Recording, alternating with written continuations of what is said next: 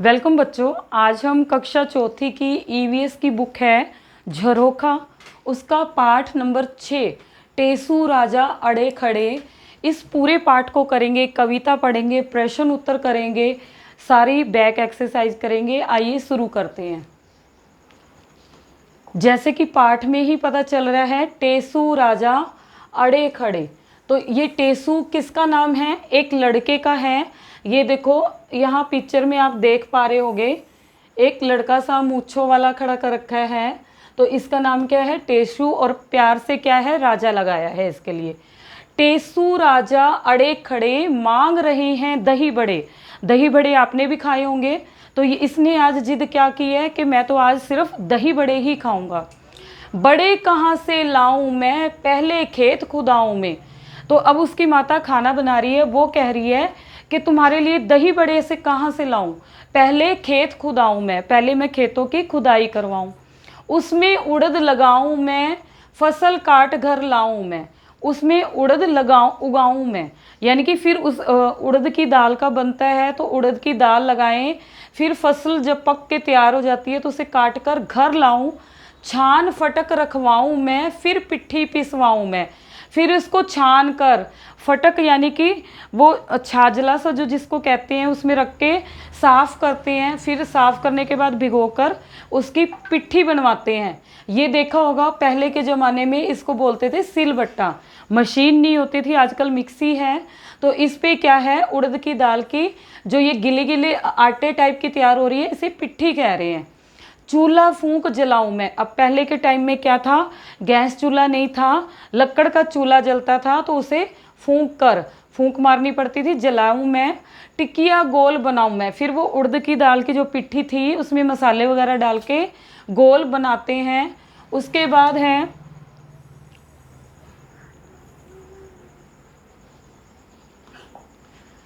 कढ़ाई में डलवाऊं मैं, तलवा कर सिकवाऊं मैं।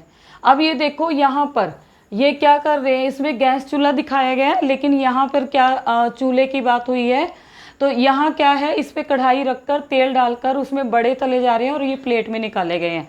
कढ़ाई में डलवाऊं मैं, तलवा कर सिकवाऊं मैं।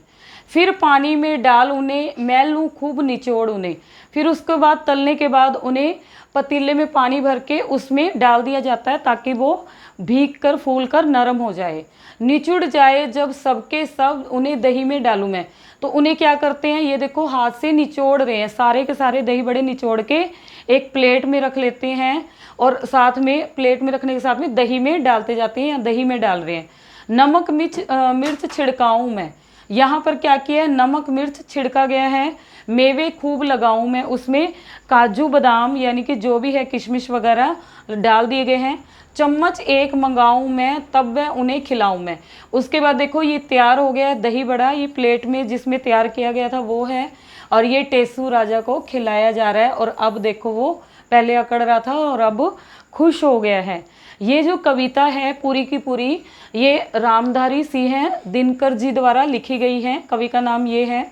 उसके बाद आगे चलते हैं, सोचो और बताओ। अब इस कविता पे आधारित कुछ प्रश्न हैं जिसको हम करेंगे। यदि टेसू राजा दही बड़े के स्थान पर हलवा पूरी या खीर मांगते, अब यहाँ पर उसने दही बड़े मांगे हैं, अगर वो हलवा मांगे या पूड़ी मांगे या खीर मांगते, तो ये कविता कैसे बनती?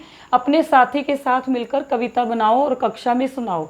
तो हमने 2 लाइन आगे पूरी करके ये कविता बनाई है। कैसे? खीर कहाँ से लाऊं मैं, पहले खेत खुदाऊं मैं। अब खीर के लिए भी क्या चाहिए? चावल, उसको क्या कहते हैं? धान। उसमें धान उगाऊं मैं, फसल काट घर लाऊं मैं, धान कूट चावल निकालूं मैं। तो इस तरह से करके ये पोइम बन जाएगी, ऐसे आप लिख सकते हैं। उसके बाद है, इस कविता को अपनी कॉपी में लिखो। ये जो कविता बनाई है इसको कॉपी में लिखना है, इतनी सी आप लिख लोगे। अपनी पसंद की खाने पीने की कुछ और चीज़ों को भी टेसू राजा की कविता में जोड़कर कविता बनाओ, यानी कि खाने पीने की और कोई चीज़, उस पर हमने कविता बनानी है। तो हम रोज़ाना क्या खाते हैं? रोटी। रोटी पे मैंने एक कविता बनाई है, देखते हैं क्या है, कैसे बनी है टेसू राजा की तरह। पहले खेत खुदाऊं मैं, उसमें गेहूं उगाऊं मैं। खेत खुदाकर उसमें क्या करेंगे? गेहूं उगाएंगे। फसल काट घर लाऊं मैं, छान फटक रखवाऊं मैं, उसको छान फटक कर रखवा दूं। फिर आटा पिसवाऊं मैं, पिसाऊं या पिसवाऊं मैं, टिकिया गोल बनाऊं मैं, बेलन से बेलवाऊं मैं, तवे पर सिकवाऊं मैं, तब उन्हें खिलवाऊं मैं। ठीक है, इस तरह से रोटी पर एक छोटी सी 8-10 लाइनों की पोइम बन जाएगी। इसके बाद चलते हैं, इनसे बनता भोजन। ध्यान से देखेंगे साथ में किन किन चीज़ों से भोजन बनता है। भोजन बनाने के लिए कई चीज़ों का प्रयोग किया जाता है। भोजन यानी कि जो तुम खाना खाते हो उसमें कई चीज़ों का प्रयोग होता है, जैसे कि अनाज, अनाज में आ गया गेहूँ, चावल, और फिर है दालें, दालें कई तरह की होती है, तेल, तेल भी कई तरह का होता है, सब्जियां, तरह तरह की सब्जियां आ गई, और मसाले जो हम नमक, मिर्च, हल्दी, धनिया डालते हैं, गरम मसाला, ये मसाले हो गए। तो देखो, छांटो और लिखो। सबसे पहले देखो ये फोटो दिख रही है, इसको बोलते हैं राजमा। ये क्या है, ध्यान से देखोगे, चने। इसको क्या बोलते हैं, मूंग, मूंग देखा होगा आपने। ये है लौंग। उसके बाद है अरहर। फिर है गेहूं, गेहूं की बालियां दिखाई हुई है। ये है गोल गोल काले रंग की काली मिर्च, ये इस तरह की लक्कड़ टाइप की होती है, इसको बोलते हैं दालचीनी। और ये क्या है, यहाँ पे नमक रखा हुआ है। ठीक है, ये कढ़ाई में बन रहा है, ये कुछ अलग सा है। उसके बाद है नीचे सरसों, काले काले गोल गोल दाने होते हैं, ये सरसों होती है। ये चावल, जो धान छिलके चढ़े हुए हैं, वो है। ये है तिल, काले और सफ़ेद दो तरह के तिल होते हैं, ये तिल है। और ये सौंफ आपने देखी होगी, अचार वगैरह में भी डलती है। आगे देखते हैं क्या है, चित्र देखकर अनाज, दालें, मसाले व तिलहन छांट कर लिखो। हमने चित्रों में देखा, जो जो फोटो आई है उसमें सबसे पहले गेहूं और चावल क्या आ गया, अनाज में आ जाएगा। दालें कौन कौन सी आ गई, राजमा भी दाल में आएगा, चने भी, मूंग, अरहर, ये क्या आ गया, दाल में। मसाले कौन से आ गए, लौंग, काली मिर्च, दालचीनी, सौंफ, ये मसालों में आ गए हैं। तिलहन, यानी कि तिलहन क्या होते हैं, जिनसे तेल निकाला जाता है। और सरसों और जो तिल आया है वो क्या आ गया, तिलहन में। अब ये जो बॉक्स में दिया गया है, इन्हें बड़े ही ध्यान से पढ़ना होता है, बड़े काम की चीज़ लिखी होती है। यह भी जानो, जिन बीजों से तेल निकाला जाता है उन्हें तिलहन कहते हैं। ये प्रश्न आ जाए भी तिलहन किसे कहते हैं, तो हम क्या बोलेंगे, जिन बीजों से तेल निकाला जाता है उन्हें तिलहन कहते हैं। जैसे उदाहरण के तौर पे सरसों, सरसों का तेल हम सब्जियों में इस्तेमाल करते हैं। तिल, तिल का तेल हो गया। मूंगफली से भी तेल निकलता है, सूरजमुखी से भी, आदि। ठीक है, आगे है, पता करो अपने घर की रसोई। रसोई घर है जिसमें मम्मियाँ या दादी या जो भी है खाना बनाती है। में जाकर बड़ों की मदद से अनाज, जो गेहूं चावल आया था, दालों, मसालों व तिलहन को देखो और उनके बारे में पता करो कि वे किस किस काम आते हैं। अब ये देखो, गेहूं चावल है, ये इससे हमारी क्या है, रोटी बनती है, परोंठी, चावल से नमकीन चावल आदि। जो दालें हैं, दालों से क्या है, हम दाल बनाते हैं ना घरों में। मसाले क्या हैं, वो दाल और सब्जी में डलते हैं। तिलहन क्या है, तिलहन से तेल निकलता है। ठीक है, तो तेल क्या है, हमारे हर चीज़ में काम आता है। उसके बाद है बात फलों की। अब फलों की बात करते हैं हम इसके आगे। अनाज, दालें, तिलहन आदि की फसलें बुआई के लगभग 6 महीने बाद पककर तैयार हो जाती है। अब ये ध्यान रखना है, अनाज और दाल और तिलहन, जितने भी अनाज है, गेहूं चावल है, देखो अक्टूबर में लगता है और जाके मार्च में तैयार होता है, लगभग 6 महीने लग जाते हैं। दालें भी इसी तरह टाइम लगता है, 6 महीने। तिलहन भी, तेल भी, तिल वगैरह भी हमारे 6 महीने में पककर तैयार होते हैं।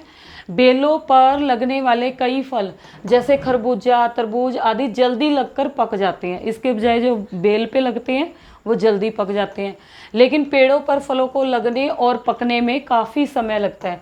तो ये आप ध्यान देना, जो फल हमारे बेल पे लगते हैं जैसे तरबूजा, खरबूज, ये जल्दी पक जाते हैं, लेकिन जो पेड़ों पे आम है, सेब है, ये चीज़ है, पकने में टाइम लगती है। आगे है, पता करो और लिखो। हमने पता करके लिखना है, इन फलों के बीज बोने से फल लगने तक लगभग कितना समय लगता है। तो ये मैंने आइडिया से जो हमने देखा है वो लिखा है। आम है, आम का पेड़ लाओ, लगाओ आज, तो वो 3 साल से 5 साल में फल देने के लिए तैयार हो जाता है। बीज बोने से, बीज बो दिया हमने, और फल लगने तक कितना टाइम लगता है, कि कोई 3.5 साल में, कोई 4 साल में, कोई 5 साल में। संतरा है, ये भी 3 से 5 साल में फल देता है। उसके बाद है केला, वो 2 से 3 साल में तैयार हो जाता है। यानी कि 2 साल के बाद भी फल देने लग जाता है। सेब है वो 2 से 5 साल, अमरूद है वो 3 से 4 साल, 3 साल बाद फल देने लग जाता है। अंगूर है वो कम से कम 5 साल बाद। ठीक है, उसके बाद आगे चलते हैं, कैसे बनता नमक और गुड़। अब हम नमक का प्रयोग करते हैं, देखा होगा घरों में हर सब्जी दाल में नमक लगता है, परोंठे में भी नमक डलता है, उसके बिना हमारा भोजन स्वादिष्ट नहीं लगता। तो वो नमक कैसे बनता है, और गुड़ भी हमने देखा है, खाया है, बहुत सी चीज़ों में भी इस्तेमाल करते हैं। तो ये कैसे बनता है जानेंगे। यहाँ पर पहले देखो नमक की फ़ोटो देखो जो हमारे पैकेट में आता है। पहले तो गांव वगैरह में क्या है, नमक के डले आते थे, आज भी आते हैं, लेकिन ज़्यादातर लोग इसको इस्तेमाल करते हैं। कहते हैं नीचे लिखा होता है नमक आयोडीन युक्त, यानी कि आयोडीन है इसमें। आगे पढ़ते हैं, हमारे भोजन की एक बहुत महत्वपूर्ण एवं ज़रूरी चीज़ है नमक। क्या तुम जानते हो नमक खेतों या पशुओं से प्राप्त नहीं होता। यानी कि नमक ना तो खेतों से मिलता है ना ही जानवरों से, यह समुद्र के खारे पानी को सुखाकर बनाया जाता है। अब ये क्वेश्चन आ जाता है नमक कैसे बनता है, तो क्या लिखोगे, समुद्र के खारे पानी को सुखाकर नमक बनाया जाता है। आजकल तो नमक फैक्ट्रियों में भी बनाया जाता है। आगे देखते हैं क्या दिया हुआ है, सोचो और लिखो। क्या तुमने कभी नमक का बंद पैकेट देखा है। तो हम घरों में लाते हैं तो देखते हैं, हाँ इसका आंसर आ जाएगा हाँ। पैकेट पे क्या लिखा होता है, आयोडीन युक्त नमक, जो कि हमने अभी दिखा। इसके अलावा पैकिंग की डेट, कितने टाइम तक होता है, उसका रेट क्या है, वो सब चीज़ लिखा होता है। खाने की कुछ चीज़ों और पकवानों में हम नमक डालते हैं, तो कुछ में गुड़ या चीनी। आओ जाने गुड़ कैसे बनता है। अब इधर ध्यान से देखेंगे, ईख, ईख जो है ना, ई से ईख पढ़ते थे, तो ये देखो ईख कहते हैं गन्ने को। ये गन्ना उग रहा है हमारा, उसके बाद ईख काटना, गन्ने की कटाई हो रही है। उसके बाद क्या है, गन्ने का रस निकालता है, जहाँ आप जूस पीते हो वो रस निकाला जा रहा है, रस को उबालना। उसके बाद रस को बड़ी बड़ी भट्टियाँ बनी होती है, तो उसमें बड़े कढ़ा में डाल के रस को पकाया जाता है। जब वो गाढ़ा हो जाता है तो गुड़ की पेड़ियाँ बनाते हैं, फिर उसको जमने के लिए छोड़ देते हैं और वो गुड़ बनता है। ठीक है, उसके बाद चलते हैं,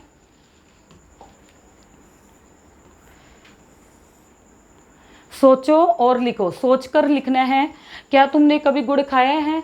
तो सबने कभी ना कभी खाया है, तो हम क्या लिख देंगे, हाँ खाया है, या फिर हाँ हमने गुड़ खाया है। यह कैसा लगा, यह मीठा लगा। मीठा लगता है ना स्वाद में। तुम्हारे घर में किन चीज़ों को बनाने में गुड़ का प्रयोग होता है।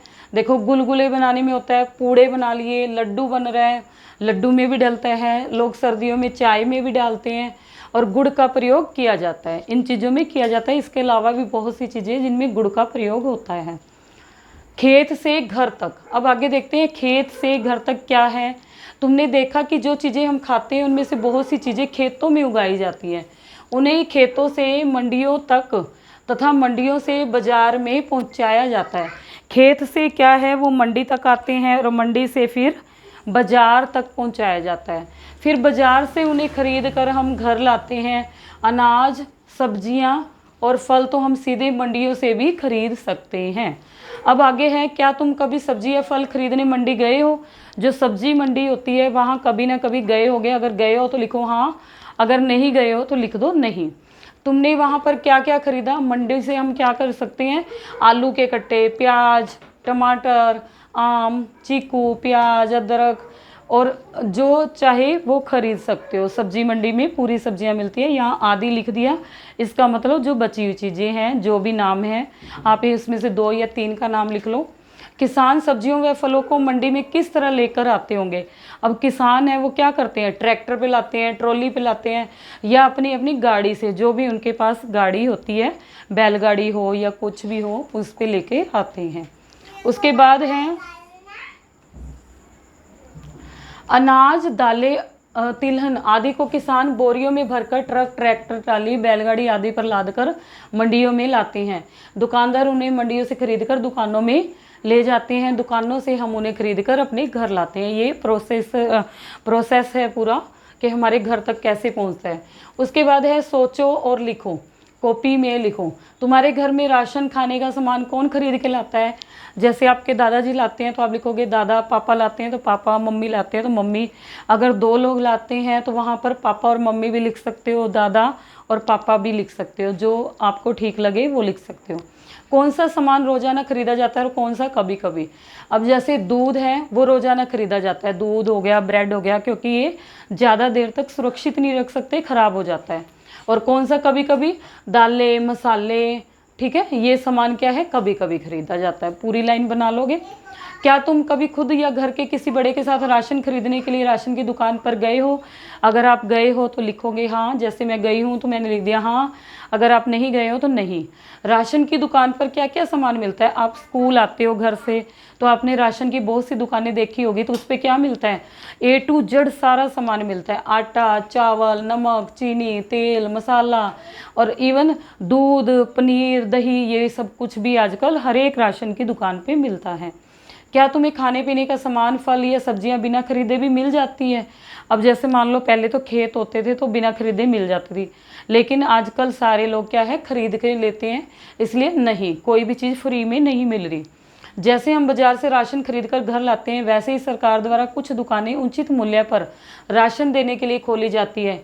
इन दुकानों पर राशन कार्ड दिखाकर कम दामों पर राशन मिलता है। आप लोगों के भी राशन कार्ड बने होंगे या आसपास के, तो आप देखना उस पर महीने में एक बार उस पर बहुत कम पैसे में, तो वहाँ से बहुत सस्ता राशन मिल जाता है, जिसकी एक सीमा होती है। आइए देखते हैं उसके बाद क्या है। ये एक ध्यान से देखोगे, एक राशन कार्ड की फ़ोटो है, ठीक है। इसमें क्या लिखा हुआ है? ये क्षेत्र का नाम, राशन कार्ड की संख्या, ये मुखिया का नाम, घर के मुखिया का नाम, फिर उसके बाद क्या है, कितने सदस्य हैं, ये उसका नंबर है। इस तरह से ये लिखा हुआ है। कितने जने हैं, ये टोटल लोगों की संख्या है, उसमें 2 बच्चे हैं और कितने मिलाकर ये हो गए टोटल 5, 3 बड़े हैं और 2 छोटे हैं। आगे देखते हैं क्या दिए। सामने दिए गए राशन कार्ड के चित्र को देखो और बताओ। परिवार के मुखिया का नाम यहाँ पे है, ये लिखा हुआ महेंद्र सिंह, ठीक है। परिवार में कुल कितने सदस्य हैं, यहाँ पे लिखा हुआ है 5। क्या तुम्हारे घर में भी इस तरह का राशन कार्ड है? जिनके घर पे है वो लिखेंगे हाँ, जिनके घर पे नहीं है वो लिखेंगे नहीं। तुम्हारे घर में राशन कार्ड में कुल कितने सदस्यों के नाम है? अब जैसे यहाँ पर 5 लोगों के हैं, जिनके घर में 4 का नाम है वो 4 लिख देंगे, 5 का है 5, 6 का है 6, यानी कि जितनी भी संख्या है वो लिख देंगे। क्या घर में कोई ऐसा सदस्य भी है जिसका नाम राशन कार्ड में नहीं है? तो ऐसा अगर तुम्हारे घर में ऐसे कोई बच्चा है जिसका नाम नहीं शामिल है तो तुम लिख दोगे हाँ। अगर नहीं है ऐसा कोई भी तो यहाँ आंसर लिख दोगे नहीं। आगे देखते हैं क्या है। भोजन बनाने के लिए बहुत सी चीज़ों की आवश्यकता होती है, ज़रूरत होती है। ये चीज़ें बाज़ार में ख़रीदनी पड़ती है। इस काम में बहुत से लोगों की मेहनत लगती है, तब कहीं जाकर हमें भोजन मिलता है। कुछ लोगों को तो मनचाहा और भरपेट भोजन भी नहीं मिल पाता। बड़े ध्यान से सुनना, कुछ लोगों को मनचाहा यानी कि अपनी पसंद के अनुसार और पेट भरकर यानी कि वो आधा पेट ही खा पाते हैं, मिलता नहीं है उन्हें। इसलिए हमें थाली में उतना ही भोजन लेना चाहिए जितनी हमें भूख हो, ताकि भोजन जूठा नहीं छोड़ना चाहिए। कहते हैं ये सबसे बड़ा पाप है अगर हम भोजन जूठा छोड़ते हैं। उसके बाद चलते हैं, आओ ये भी करें, देखते हैं क्या करने को कह रहे हैं। नीचे क्रमांक 1 में उदाहरण को देखते हुए क्रमांक 2 से 5 तक दिए गए खाली स्थान को पूरा करो। देखो, खेत खोदना, फिर गेहूं बोना, फसल काट कर घर लाना, गेहूं को पीसना, फिर आटा गूंदना, फिर उसमें नमक अजवाइन डालना, ठीक है, कढ़ाई में तलना। तो ये क्या बन गई? पूरी का बन गया, ठीक है। इस तरह से कुछ दिया गया है जो हमने अपने आप करना है। आइए देखते हैं क्या दिया गया है। 2 से 5 तक है वो क्या है? खेत खोदना। अब यहाँ देखो खेत खोदा है, फिर धान लगाया है, चावल को लगाया है, फिर हम क्या करेंगे? फसल काट कर घर लाना लिखेंगे यहाँ पर, फसल काट कर लाना। फिर क्या है? चावल निकालना, चावल निकालना लिखा हुआ है। दूध उबाल दिया, अब दूध उबालना है तो उसमें क्या डालेंगे? यहाँ लिखेंगे चावल डालना। फिर चावल डाल के क्या होएगा? पकाना। फिर चीनी डालना लिखा हुआ है और यहाँ लिखा हुआ है खीर का बनना। तो ये पूरा विधि होगी उसको खीर कैसे बनती है। उसके बाद है सब्जियां बोना दिया हुआ है, तो हम पहले क्या करेंगे? खेत तैयार करना, ठीक है, खेत की तैयारी करते हैं ना खुदाई करके। फिर क्या है? सब्जियां बोने से सब्जियां तोड़ना, पग्गे तोड़ना, फिर सब्जियां घर लाना लिखा हुआ है, फिर धोकर काटना, फिर उसका क्या है? तड़का लगाना या छोंक लगाना, कुछ भी लिख सकते हो। फिर उसमें क्या है? नमक मिर्च मसाला डालना, फिर सब्जी को हमने पकाना है और उसके बाद सब्जी बन जाएगी, ठीक है। जो लिखा नहीं हुआ है वो हमने लिखना है। उसके बाद अगला है गुलगुले बना रहे हैं, खेत खोदना, फिर उसमें गेहूँ बोना, फिर फसल काट कर घर लाना, गेहूँ को पीसना, आटा गुड़ का घोल बनाना, कढ़ाई में तेल गरम करना, उसमें गुलगुले तलना और गुलगुलों का बनना। उसके बाद 5वां देखो, खेत खोदना, फलों के पेड़ लगा दिए हमने, पके फल तोड़ना, फल घर लाना, धोकर काटना, फिर फलों की चाट बनाना। ये चाट बनाने का प्रोसीजर हो गया, तरीका हो गया। उसके बाद आगे चलते हैं। क्वेश्चन नंबर 2 है, क्या दिया हुआ है, दिए गए प्रत्येक समूह में एक वस्तु अन्य वस्तुओं से अलग है, यानी कि एक चीज़ अलग है, उस वस्तु को छांटो और सामने दिए गए बॉक्स में लिखो। अब ये देखो, गेहूँ, चावल, मूंग, बाजरा। अब क्या तुम्हें अलग लग रहा है? देखो, गेहूँ भी क्या है, अनाज है, चावल भी अनाज है, बाजरा भी अनाज है, लेकिन मूंग क्या है, दाल है। तो हम लिखेंगे मूंग, क्या अलग है, मूंग, क्योंकि यह दाल है, दलहन है, यह दाल है, ठीक है। दूसरों में है उड़द, सरसों, राजमा, अरहर। उड़द भी दाल है, राजमा भी दाल है, अरहर भी दाल है, सरसों क्या है, तिलहन है। तो यहाँ लिख दिया हमने सरसों, क्योंकि यह तिलहन है। क्योंकि इसमें से तेल निकलता है ना, तो तिलहन बोलेंगे। तीसरा है सरसों, तिल, सूरजमुखी, खजूर। अब देखो, सरसों से भी तेल निकलता है, तिल से भी, सूरजमुखी से, लेकिन खजूर क्या है, ड्राई फ्रूट है, तो क्योंकि बाकी सब से तेल मिलता है, खजूर से तेल नहीं मिल रहा। चौथा है लौंग, जो, इलायची, काली मिर्च। अब लौंग भी मसाला है, इलायची भी मसाला है, काली मिर्च भी मसाला है, लेकिन जो क्या है, अनाज है। तो हमने लिख दिया जो, क्योंकि ये अनाज है, ऐसे लिख दो, या फिर क्योंकि बाकी सब मसाले हैं और ये अनाज है। इस तरह से हमारा क्वेश्चन नंबर 2 भी पूरा हो जाता है। उसके बाद एक छोटी सी पोइम है जिसे हमने गाकर सुनाना है, और बड़े ही ध्यान से, बड़ी ही अच्छी पोइम है। कैसे गाएंगे? चना किसने बोया, किसने बोया, किसने बोया रे, चना मैंने बोया, मैंने बोया, मैंने बोया रे, चना किसने सींचा, किसने सींचा, किसने सींचा रे, चना मैंने सींचा, मैंने सींचा, मैंने सींचा रे, चना किसने काटा, किसने काटा, किसने काटा रे, चना मैंने काटा, मैंने काटा, मैंने काटा रे, चना किसने खाया, किसने खाया, किसने खाया रे, चना मैंने खाया, मैंने खाया, मैंने खाया रे। इसी के साथ हमारे टेसू राजा वाला पाठ खत्म होता है। धन्यवाद। मजा आया।